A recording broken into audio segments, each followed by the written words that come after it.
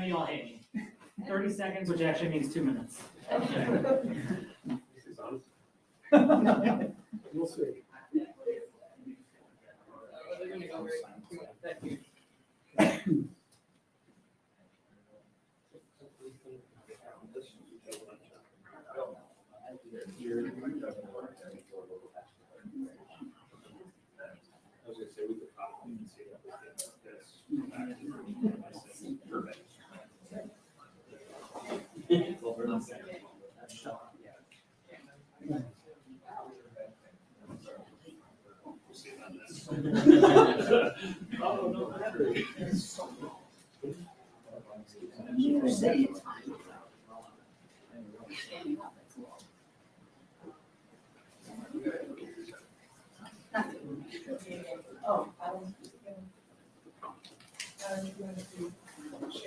Oh, yeah, of course.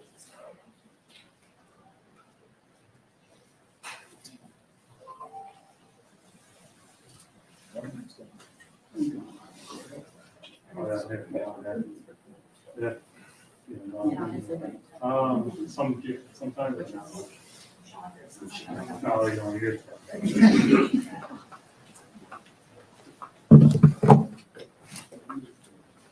Yeah.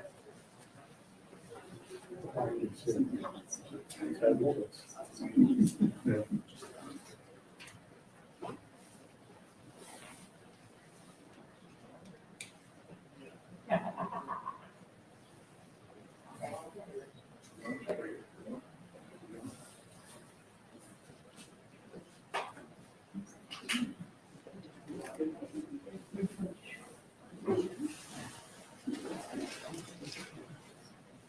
Yeah.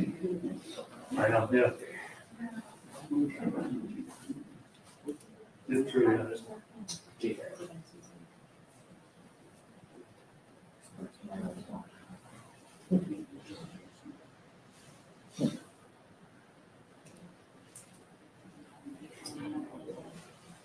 Yeah.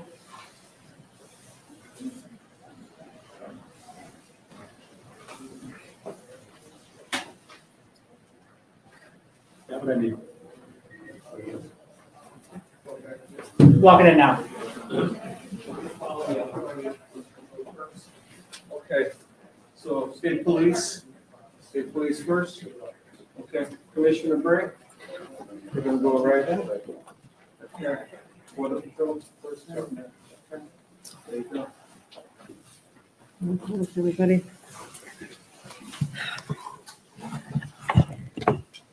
Good afternoon.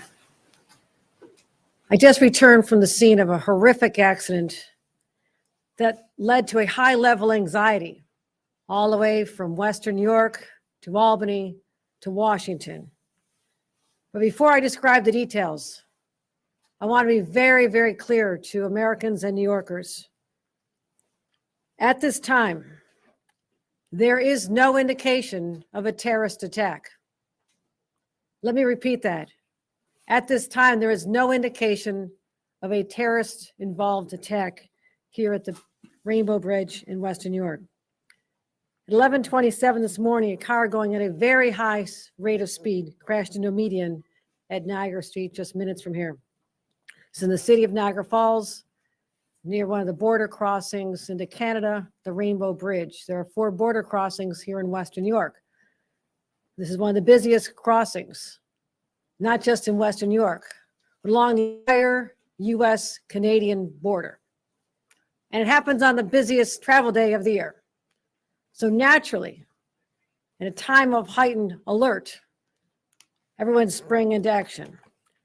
It crashed into a Customs and Border Patrol booth, and the car and the booth immediately exploded.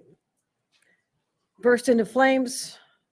I saw the video of an airborne vehicle that was absolutely surreal. You actually had to look at it and say, was this generated by AI? Because it was so surreal to see how high in the air this vehicle went, and then the crash and the explosion and the fire. That video will be released very shortly. As I said, We're not aware of any threats to this area, but I state the caveat that the investigation is ongoing. If you can imagine, this vehicle basically incinerated. Nothing is left but the engine. The pieces are scattered over 13, 14 booths. So it is a large scene, and it's going to take a lot of time for our federal law enforcement partners who are with me here today, and I'll identify, to be able to piece together the real story, to identify the make of the car. Obviously, there is not a license plate. I've been briefed by law enforcement for the last hour. New York State Police, Colonel Andy Crow, Colonel Allen, other law enforcement officials. I've been joined by Andy Bowker, who's the special agent in charge of the Customs and Border Patrol. I was also briefed by the SAC from the FBI. Also is on the phone with Secretary of Homeland Security Mayorkas. The FBI Director, Christopher Bray, has reached out. The White House has reached out. My staff has been in communication with all of them. I spoke with Senator Schumer, Senator Gillibrand, Congressman Higgins, local law enforcement, as well as local elected officials, because the world is watching to find out what happened here. And again, at a time when there's such high anxiety, stress levels are already high. And we've been on heightened alert since October 7th. That's why it's so important for me to stand here and tell the world, based on what we know at this moment, and again, anything can change, there is no sign of terrorist activity with respect to this crash. We've identified that this is a local individual, a Western New Yorker. 2 individuals died in the vehicle. The Border Patrol individual working in the booth was injured. The booth literally protected that individual. They went to the hospital with minor injuries and have been released. There is also, again, the busiest travel day of the year. There's a major disruption. And first of all, our cross-border travel. Right now, the Rainbow Bridge will remain closed while law enforcement continues investigation. Again, this is a large, widely scattered scene, and we're trying to identify all the elements to make sure that there is no unforeseen situations that we need to address before we can open again to the public. We're going to make sure the public is safe before they go back on the Rainbow Bridge. Also make sure the structural integrity of the booths, also very important. Our state DOT will be involved in that as well. The Whirlpool Bridge and Lewiston Queenston Bridge opening early this evening, probably open by now. Can anybody confirm that? Yeah. We're open now. Okay. They're open now. There's been a lot of people trying to get across. I appreciate that. The Peace Bridge, which was open, is already reopened half an hour ago. For those traveling by train, unfortunately, Amtrak has temporarily suspended its cross-border service between New York State and Canada. And the Buffalo Airport, despite early reports, the Buffalo Airport was never closed and everything is normal. Domestic flights are still active. There has been no cessation in service there. What I want to do at this time is extend my extreme gratitude to all of our partners, Customs and Border Patrol, Homeland Security, FBI, our state police, local sheriffs, Niagara County, Erie County, all stepped up to assist in trying to identify what exactly transpired here beginning at 11:27 a.m. this morning. They gave up their time from their families. They showed up. They reminded us that there are people who put on a uniform every single day, put themselves in harm's way. The people out there on that bridge, in the immediate aftermath of what happened, unknown, the source, the cause of this explosion, were out there doing their jobs. So I want to pause to give them just the gratitude of a governor and 20 million New Yorkers who sleep better at night because of their willingness to do this. They run toward danger.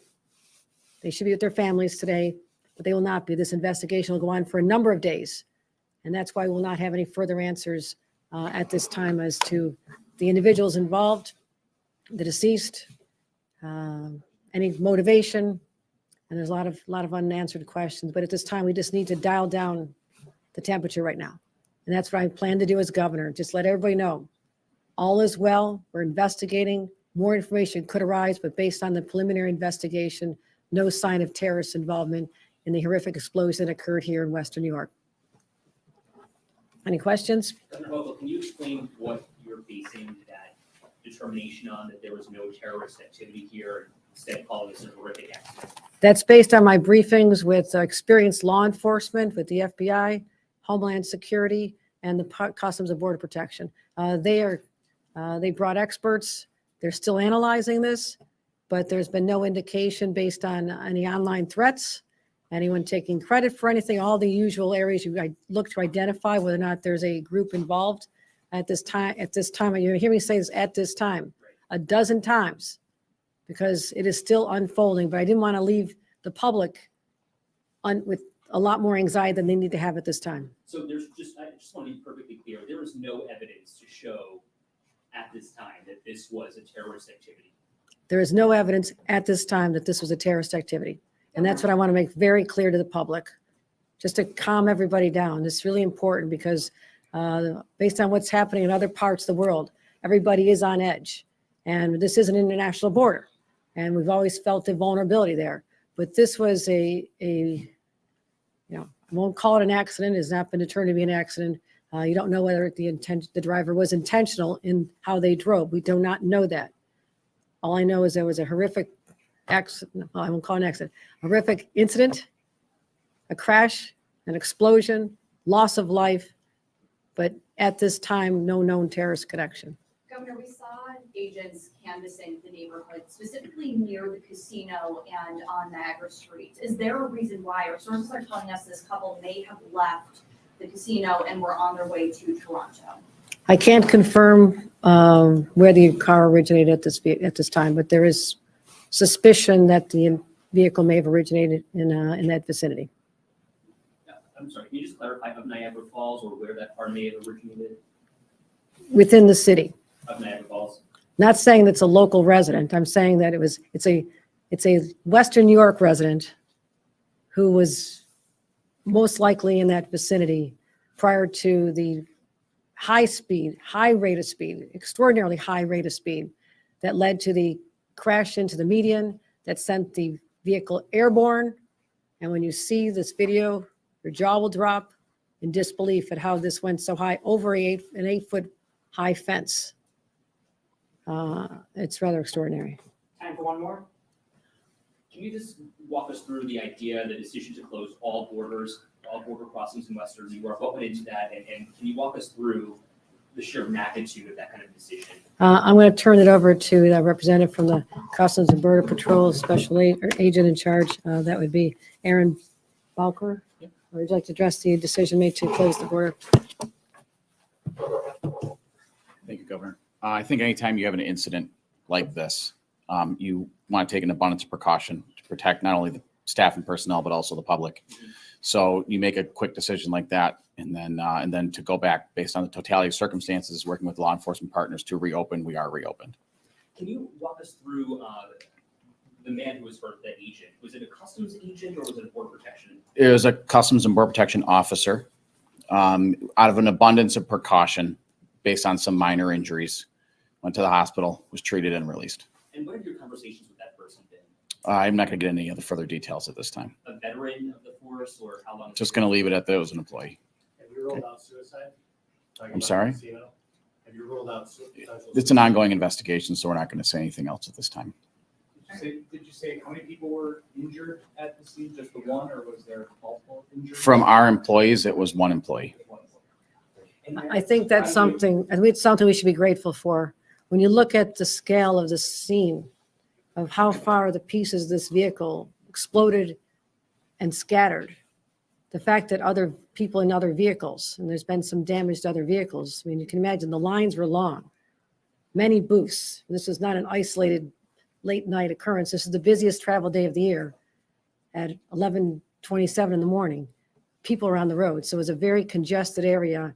And thank God there was no one else injured. It could have been much more cataclysmic. And so, but thank you all for coming out. I appreciate your attention and helping us let the public know to dial back the anxiety associated with this event. Thank you. Thanks, everybody. Mr. Bowker, really quick, are the booths secured?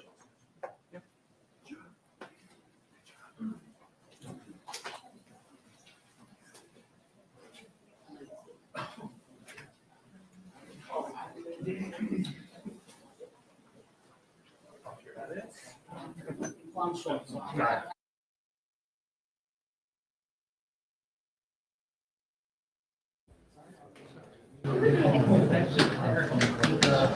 I know this was.